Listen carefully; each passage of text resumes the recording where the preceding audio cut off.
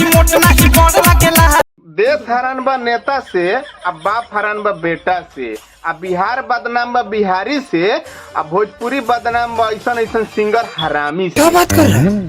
छोट मोट ना एकरा बड़ लागता। ये अभी त ना गानवा आगे सुनम तो सब समझ में आ जाए कि छोट मोट आ की बड़ काका लागता। चलो भाई देखो कहा कहीं देखो तेरे डर लागेला।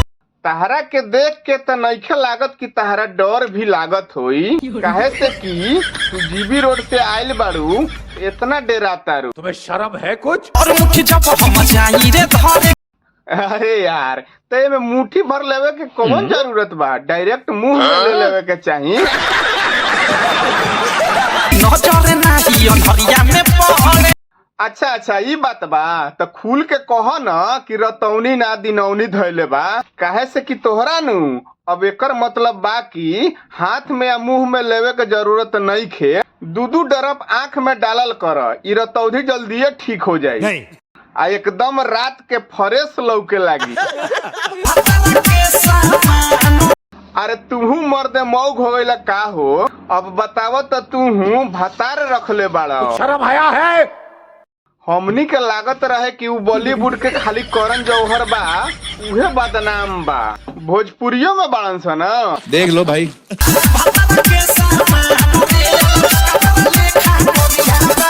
भाग तोर बहन चो, तू तो बोलत ऐसे बाड़े कि तो के एकदम दूध खानी उजर होई। अरे केतना तोहरा के समझावल जा, उ सब के नु करिए होला। अब भाई चाहे कितना भी फेयर लवली या क्रीम आ चाहे स्किन लाइट लगा लो, उ करिया से उजर ना हो सकेला। उ प्रकृति के देन ह कि उ जगहिया करिए होला। ये बड़ी अच्छी बात कही। अब हमारा बात पर तहरा थोड़े विश्वास होई का भाई लोग? अगर नइखे विश्वास तो भाई लोग तोहन लोग अपन अपन खोल के दिखाना दो।